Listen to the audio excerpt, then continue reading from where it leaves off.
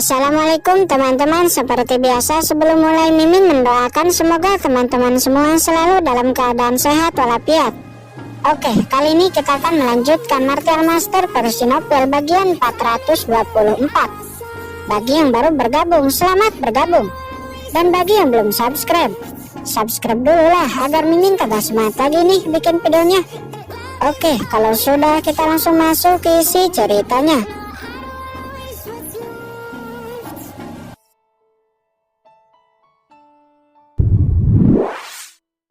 Mengikutimu akan ada banyak manfaat, kata Lao Yuan.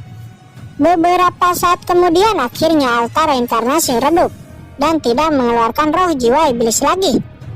Hahaha, Lao Yuan tertawa, tubuhnya penuh dengan kekuatan. Dan kekuatan jiwa Qingchen juga nampak ditingkatkan. Qiruyu dan Jiongchen juga nampak memiliki peningkatan. Setelah altar reinkarnasi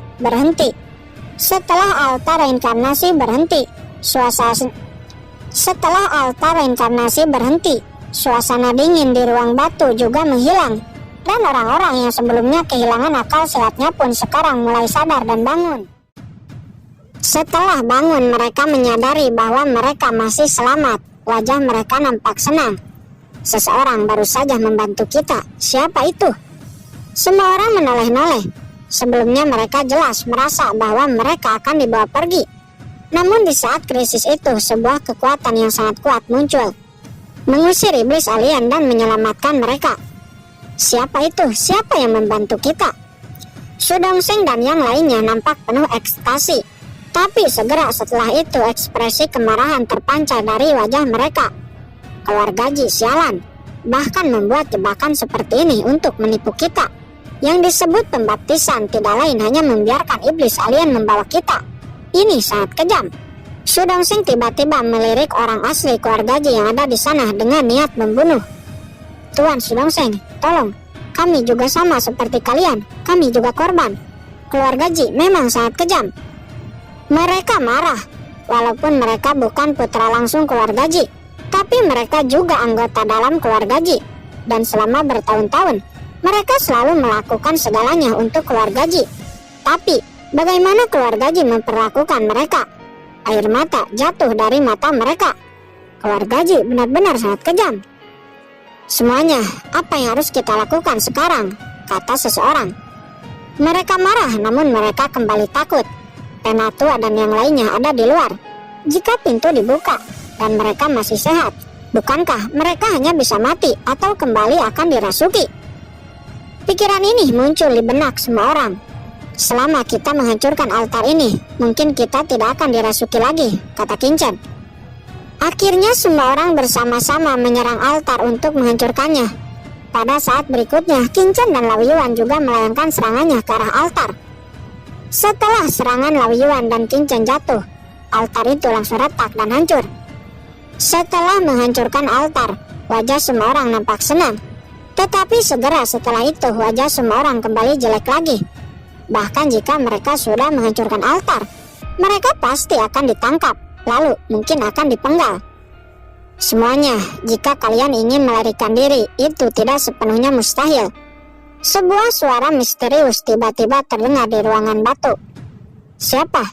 Siapa yang berbicara? Semua orang menoleh-noleh ke sekeliling, mencoba mencari tahu sumber suara itu. Tidak perlu mencari, kalian tidak akan dapat menemukan saya. Orang tua ini telah menyelamatkan kalian sebelumnya. Apakah kalian lupa secepat itu? Semua orang terkejut. Salah satu dari mereka berkata, apakah kamu orang yang membunuh banyak iblis alien untuk kami barusan? Ya, benar, kata Lao Yuan yang berada di cakram giok. Senior, apakah ada cara lain bagi kita untuk melarikan diri dari sini? Ada, tapi ini juga tidak sepenuhnya berhasil. Saya akan membiarkan Anda semua memiliki aura iblis pada tubuh Anda, dan Anda berpura-pura seolah-olah telah dikendalikan iblis, sehingga Anda semua punya waktu untuk bereaksi dan melarikan diri, kata Lao Yuan. Mendapati bahwa tidak ada cara lain, semua orang akhirnya setuju. Walaupun mereka tidak tahu bisa lari atau tidak, tapi itu lebih baik daripada hanya diam. Setidaknya ada sedikit harapan untuk hidup. Segera Lao Yuan menyemburkan aura hitam. dan semua orang diselimuti aura iblis alien. Segera setelah itu pintu ruangan batu terbuka. Apa cepat ini? Raja Panah yang ada di luar cukup terkejut, karena biasanya memerlukan waktu 2 jam untuk iblis alien beradaptasi di tubuh barunya. Namun dia tidak mencurigai ini, dia hanya melihat banyak orang keluar dengan aura iblis alien yang kuat. Di antara kerumunan, Kincen ada di antara mereka. Melihat bahwa Penatu Agung tidak ada, Kincen sedikit menghela napas lega. Hanya ada Raja Panah, setidaknya kemungkinan lolos semakin meningkat.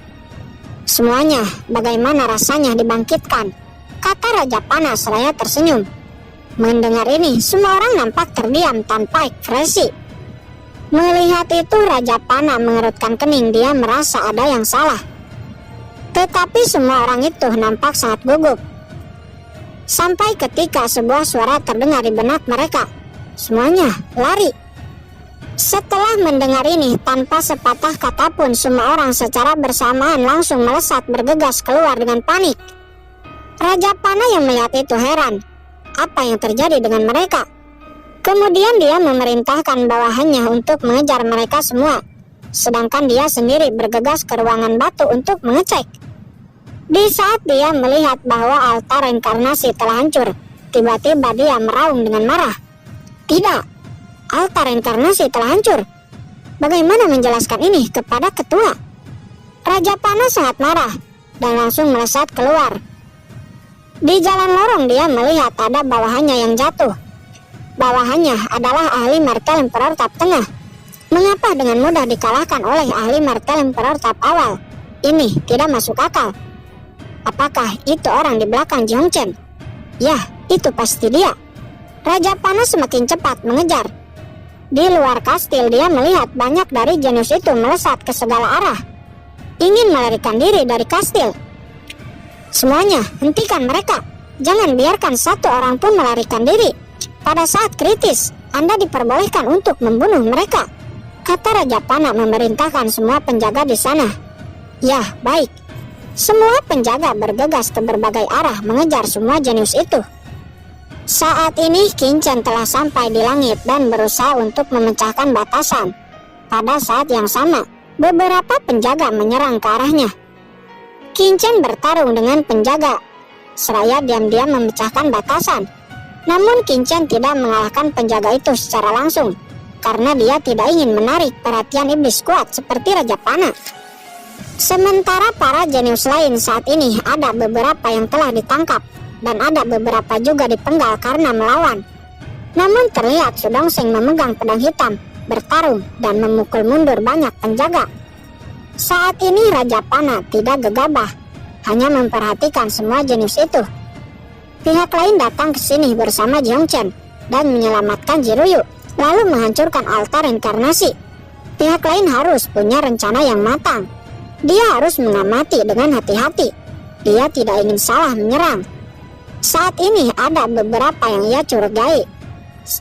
Salah satunya adalah Kincen dengan basis kultivasi setengah langkah martel Emperor. Dia benar-benar mampu memblokir banyak penjaga. Yang lainnya adalah Su Dongseng dan 2 ahli dari keluarga Ji.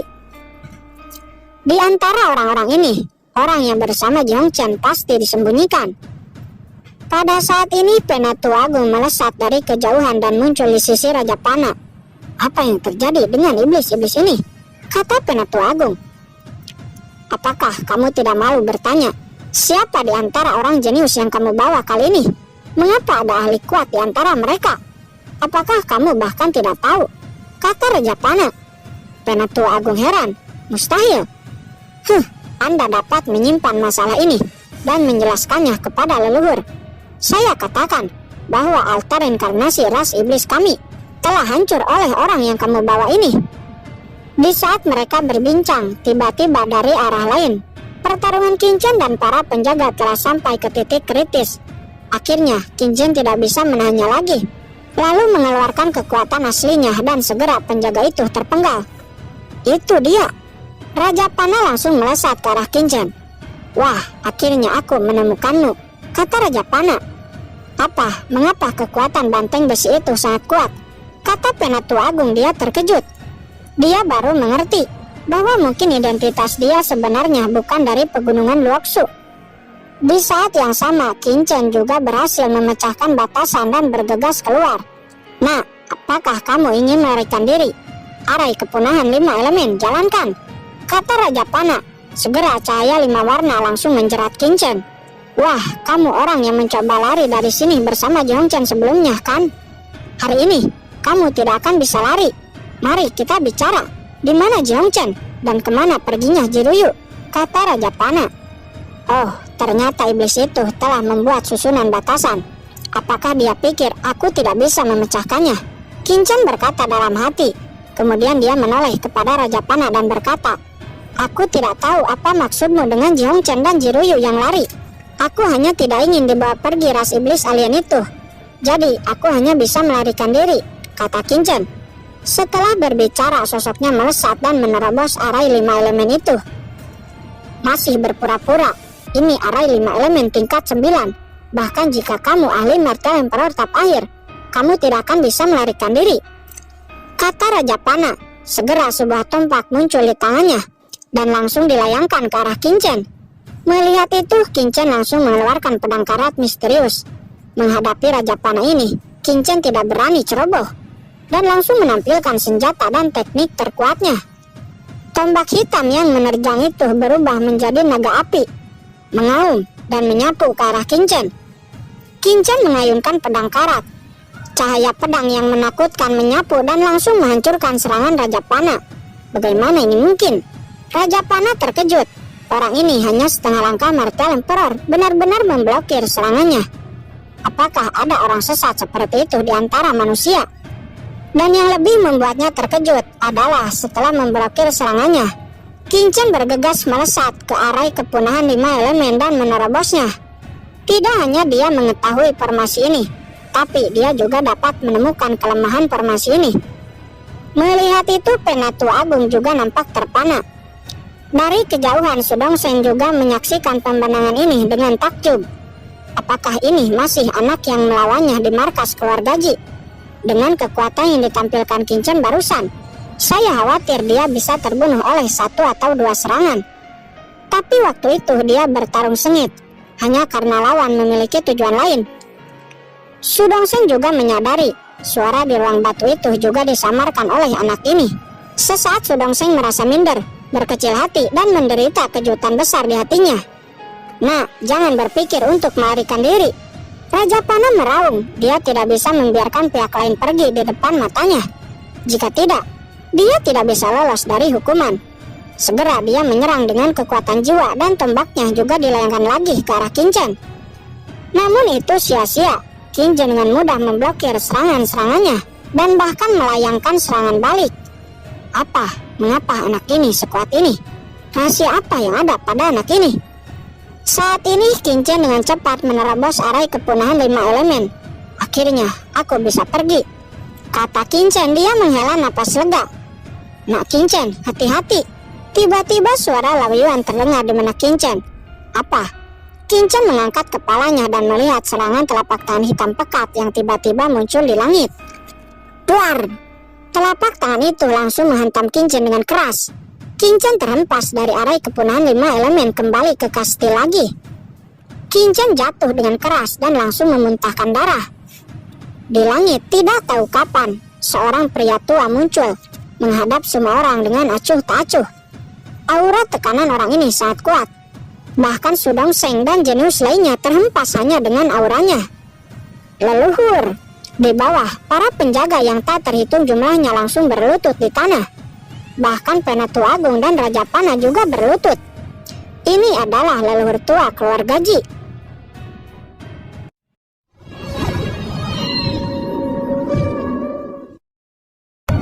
Oke guys, sudah dulu ya. Jangan lupa subrek biar lanjut terus ceritanya. Bagi yang sudah subrek, mudah-mudahan dimudahkan rezekinya. Mimin undur diri. See you next and goodbye.